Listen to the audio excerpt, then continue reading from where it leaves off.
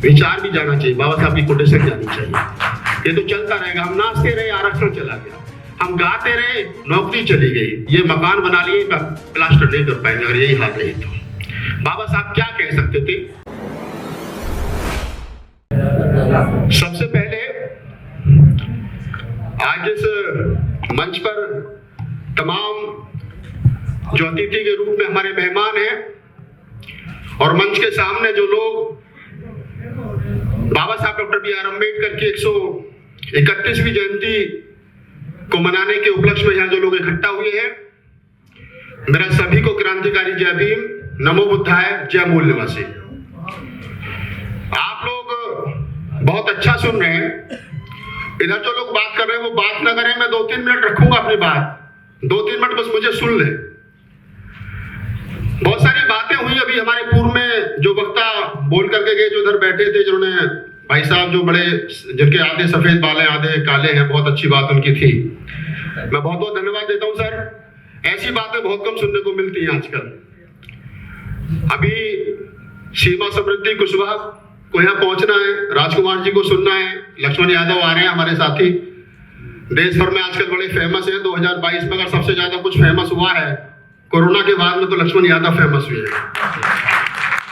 मैं तो धन्यवाद कर रहा था फोन करके उनको, मैं चलो ओबीसी समाज जाग रहा है, जो आज तक बैकबोन बना हुआ था मनुवाद की, वो कम से कम कुछ जाग रहा है। मैं कवि आदमी हूँ, कविता के रूप में मेरी देश भर में पहचान है, दलित कवि के रूप में, बहुजन कवि के रूप में। पिछले 2 साल से कोरोना के चलते आप लोगों ने याद नहीं किया क्योंकि प्रोग्राम नहीं थे, तो कवि सम्मेलन नहीं थे, तो मैंने सोचा चलो पहले पत्रकार थे तो पत्रकारिता शुरू कर देते हैं। तो आजकल पत्रकारिता चल रही है, जहां आप लोग कविता सुनने के लिए बुलाते हो तो मैं एज ए मंच पर आ जाता हूँ, और जहां लोग आप प्रोग्राम कवर करने के लिए बुलाते हो तो एज ए पत्रकार पहुंचता हूँ। मेरा काम है कि मैं कहूं तो वो बात आगे पहुंचे, और जो आप कर रहे हैं तो वो बात आगे पहुंचे, पहुंचनी चाहिए बात, कैसे भी आगे पहुंचे। एक छोटी सी कविता मैं आपको सुना देता हूं, मेरा मन है और उम्मीद करूंगा कि आपको अच्छी लगेगी। नई कविता है, 2-4 मंचों पे मैंने सुनाई है, और हिंदी भवन में पहले भी मैं कई कवि सम्मेलन पढ़ के गया हूं, आज फिर एक बार कविता पढ़ने का मौका मिल रहा है। राजकुमार जी और तमाम साथी जो मंच पर बैठे हैं वो थोड़ा सा एक प्रोफेसर की भूमिका में आ जाएं, उस कविता को जांचने की कोशिश करें कि मैंने जो लिखा है वो सही है। एक बात उस समय की है कि जब माता रमाबाई का अंतिम समय था, माता रमाबाई अपने अंतिम पलों में थी, और बाबा साहब डॉक्टर अम्बेडकर जो पूरे जीवन भर माता रमाई को कुछ नहीं दे सके, समाज को जागरूक करने में और आगे बढ़ाने में लगे रहे, 4-4 बच्चे उनके चले गए, तो वहां पर बड़ा भावुक पल था। जब मैं बाबा साहब की जीवनी पढ़ रहा था तो मैंने सोचा कि वो समय क्या रहा होगा कि जब माता रमाबाई अपने अंतिम पलों में बाबा साहब डॉक्टर अम्बेडकर का हाथ पकड़ करके जो बात कहती है, तो वो बात मेरे मन मस्तिष्क में जो विचार आया वो मैंने लिखने की कोशिश की है। आप लोग कैसा सुनेंगे, मैं पहली पंक्ति से आपको पकड़ लूंगा, सुनिए। माता रमाबाई के एक जवाब सवाल और बाबा साहब के 2 जवाब। माता रमाबाई कहती है कि कदम हमारे थक चुके हैं, साहिब तुम इतना यकीन कर लो, कदम हमारे थक चुके हैं, साहिब तुम इतना यकीन कर लो, मैं 4 बच्चे गवा चुकी हूँ, साहिब तुम इतना यकीन कर लो, मैं 4 बच्चे गवा चुकी हूँ, साहिब तुम इतना यकीन कर लो, और हमारा राज रतन नहीं है, अरे इस धरा पर यकीन कर लो, और मिशन तुम्हारा तुम्हें मुबारक, मैं जा रही हूँ यकीन कर लो, मिशन तुम्हारा तुम्हें मुबारक, मैं जा रही हूँ यकीन कर लो। बाबा साहब का क्या जवाब था। मैं अक्सर देखता हूँ आजकल जयंतियों में नाचना गाना चलता है, मैं कह रहा हूँ यार विचार भी दिया करो, थोड़ा बहुत विचार भी जाना चाहिए, बाबा साहब की कोटेशन जानी चाहिए। ये तो चलता रहेगा, हम नाचते रहे आरक्षण चला गया, हम गाते रहे नौकरी चली गई, ये मकान बना लिए प्लास्टर नहीं कर पाएंगे, और यही हाल रही तो बाबा साहब क्या कह सकते थे। सुनिए बाबा साहब का जवाब कि अभी समय है जरा सा नाजुक, रमा तुम इतना यकीन कर लो। अभी समय है जरा सा नाजुक, रमा तुम इतना यकीन कर लो। बिना तुम्हारे चल ना सकूंगा, रमा तुम इतना यकीन कर लो। और हजारों राज रत्न खेलेंगे, अरे इसी धरा पर यकीन कर लो।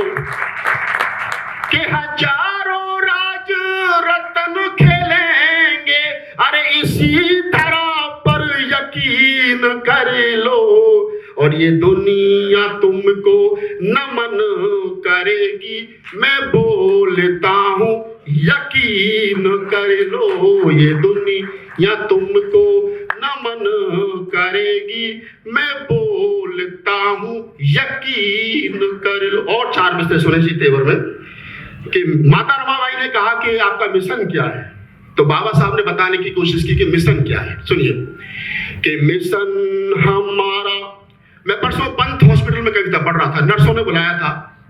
एक मैं जब नीचे उतरा तो एक नर्स थी, काफी एजिड थी, वो मेरे गले मिलकर रोने लगी इस कविता को सुनने के बाद में। उन्होंने कहा कि मैंने बहुत कवि सुने, लेकिन अपने समाज का पहला कवि सुन रही हूँ कि जिसको सुनने के बाद मेरी आंखों में पानी आ गया।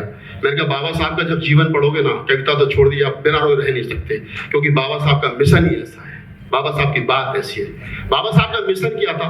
4 पंक्ति पढ़ने की कोशिश करता हूँ, आपकी हिम्मत देखता हूँ। बाबा साहब कहते हैं कि मिशन हमारा बहुत बड़ा है, रमा तुम इतना यकीन। इस पूरी कविता में एक कॉमन शब्द है, यकीन कर लो। बस जो मैं कह रहा हूं आप यकीन कर लो, ये बात मान करके सुनिए आप कि मिशन हमारा बहुत बड़ा है, रमा तुम इतना यकीन कर लो। हमारे बच्चों की ये कुर्बानी ना जाएगी व्यर्थ, यकीन कर लो।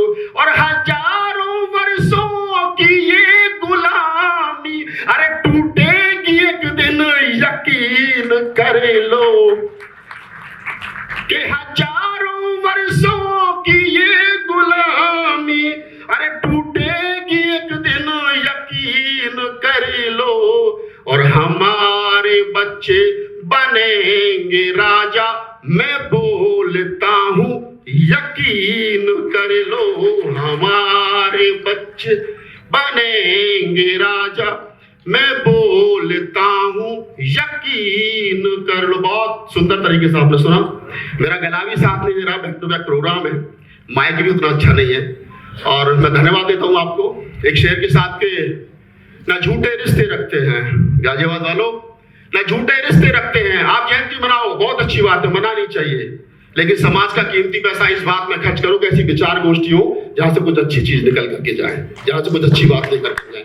हमारी आने वाली नस्लों को हम बाबा साहब डॉक्टर अम्बेडकर का विचार जो है वो दे सके, हम बता सके कि शुद्ध बाबा साहब डॉक्टर अम्बेडकर का विचार है क्या, उसमें घोलमाल नहीं होनी चाहिए। तब जयंती मनाने की सार्थकता है कि ना झूठे रिश्ते रखते हैं, ना झूठी शान रखते हैं, दीवाने भीम के हैं हम, अलग पहचान रखते हैं। जय भीम, नमो बुद्धाय, जय मूल्यवस। सब्सक्राइब करें आपके अपने चैनल समता आवाज टीवी को, बेल आइकन दबाना ना भूलें सबसे पहले हमारी वीडियो देखने के लिए।